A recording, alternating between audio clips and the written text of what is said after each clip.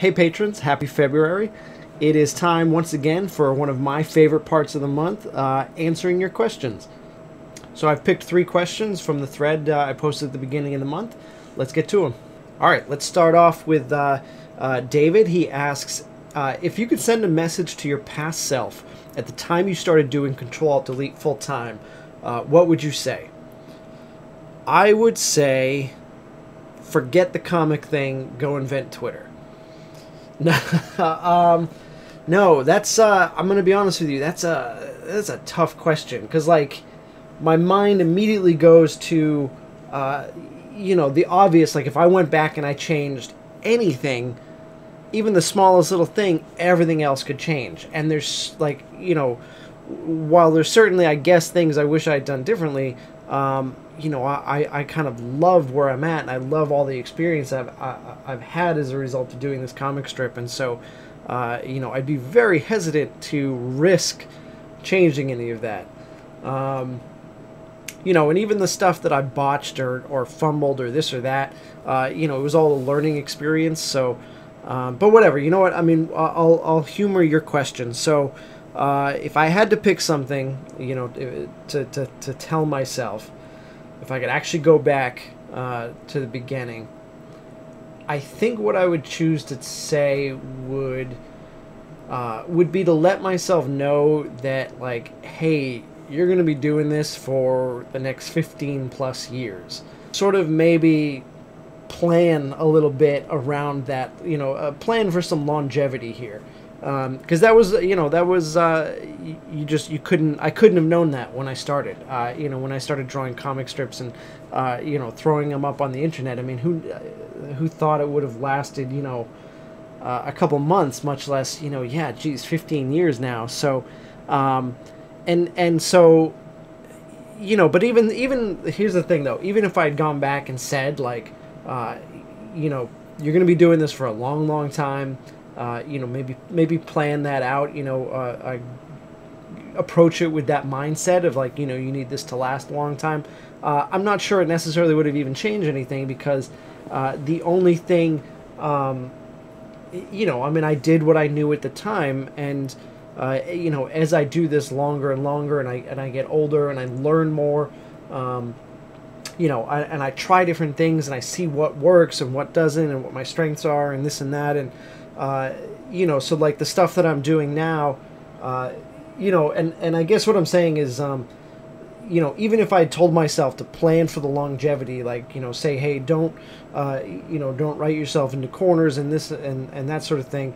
I don't necessarily know that would have changed anything, because like, for instance, when I got to the point where I realized, that I wasn't totally in love with what I was writing anymore, and that led to the whole reboot thing.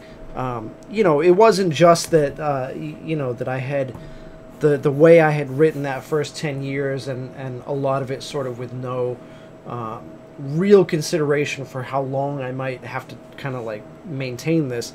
A lot of it was just, that I'd changed. I mean, I'd been doing it for 10 years and I was a different person and I wanted different things from, the writing that I was putting out and that sort of thing. And, so I guess that would be the advice that I would probably go back and give myself if I could, but I'm not entirely confident that it would really make all that much of a difference. Okay, so then Trip wants to know, he says, where do you get your ideas for ships, races, places, etc. Within the Starcaster universe, and where does that inspiration stem from?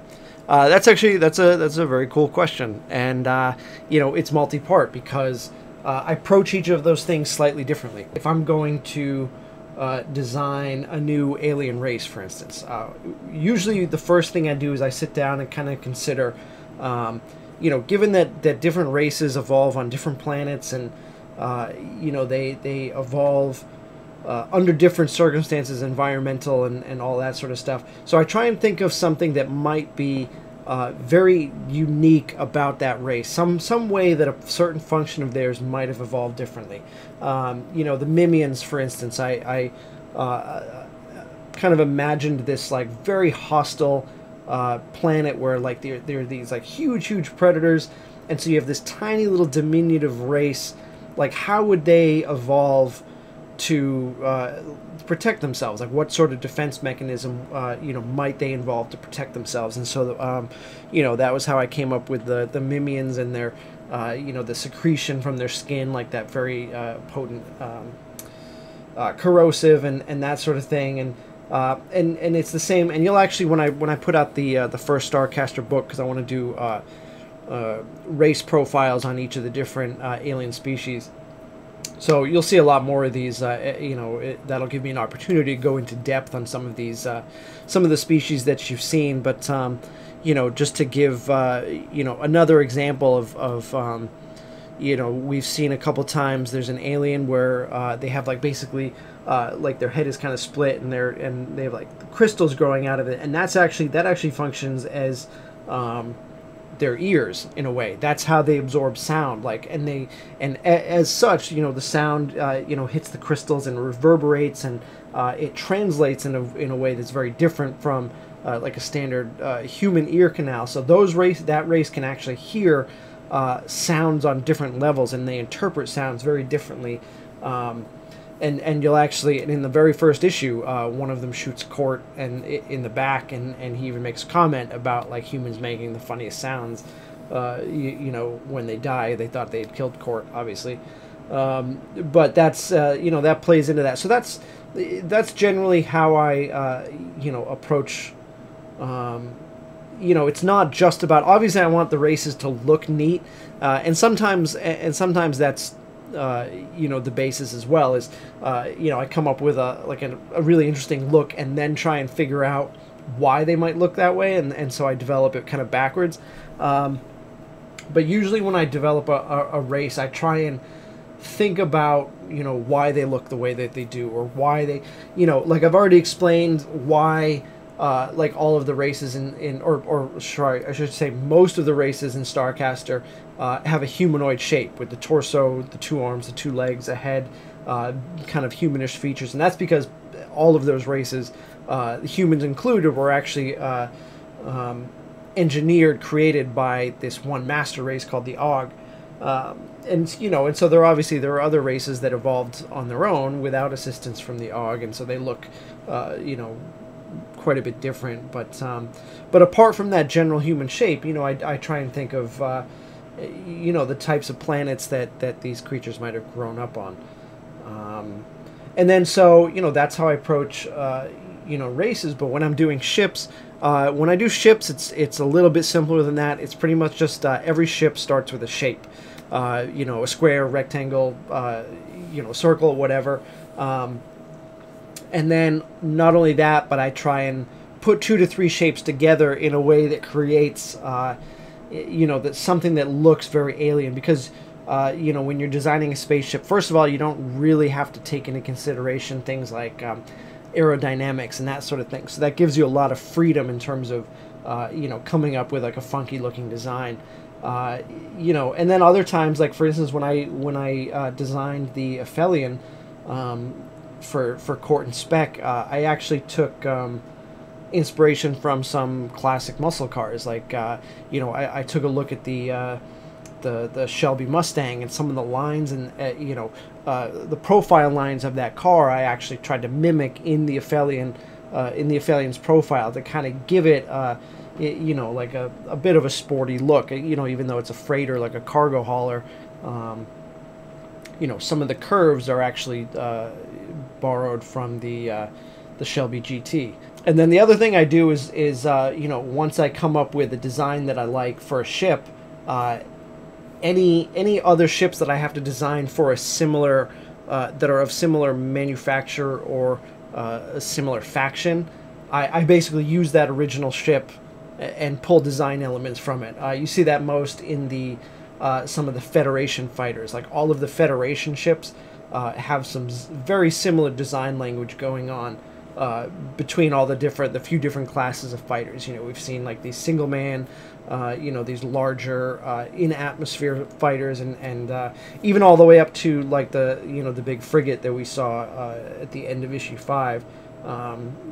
There's still some common themes in terms of, you know, design and definitely colors and that sort of thing. That's you know, that I spread out amongst those, you know, to keep them unified. And then places, you know, is almost similar when I design places or where we're going to visit. That happens almost similarly to designing a you know, a species, in terms of like I have to think about like what goes on there, like what's going to happen there. For instance, you know, in one of the issues we had the choice to go to either like a mining facility or a casino, and you know, those are two places where you know, very specific things happen. One is more for entertainment, and one is like a, you know, the mining colony or the mining hub I envisioned as like sort of like a central point where all of these different asteroid miners from the surrounding sectors, you know, would bring their haul, and they would have it refined and smelted, and so it would be a very active kind of hub or way station. And so not only would that be a good place to you know, get their ship fixed, but it also might be a good place where somebody might set up for a little side business, like Sisimius did, you know, a broker of information and contracts and that sort of thing, because you have all these people coming and going, and it's sort of like you know, like I said, like a hub. But then, you know, mostly just comes down to, you know, determining either a locale, and then, you know, like coastline, and then what sort of industry or what sort of lifestyle happens near there, or, you know, a temperature. All of these different things can act as a starting point, and then I build off of that. Like if it's, you know, if it was an ice planet, like how do the people there live? Like why are they living there? You know, that sort of thing. So inspiration just comes from all over the place. You know, sometimes it's real world stuff, sometimes it's just, you know, again, starting with like a very abstract concept and kind of trying to refine it and sci-fi it up, I guess. But yeah, so that's, you know, those are just some of the ways that, you know, this stuff gets, you know, kind of formed, like molded from clay, and ends up the way you see it. Okay, and for our final question this month, Bailey wants to know, who is your favorite character in the Star Wars franchise and why? Wow, that might actually even be a tougher question than the first one. My favorite Star Wars character is Lobot. Nope, just kidding. This really was a tough one. I had to think about this one for a while. You know, because part of me wanted to name some, like, you know, one of the more obscure characters, and then list off why, you know, why I really like them, like, you know, Biggs Darklighter, or, you know, obviously Boba Fett. You know, I loved Boba Fett growing up. Interestingly, though, I had a conversation with somebody a little while back before Rogue One came out, and you know, we like, because anytime like one of these new movies comes out now, like the diehard Star Wars fans, at least some of the ones that I interface with, you know, in the high-end toy community, you know, I find that Star Wars fans are like incredibly picky.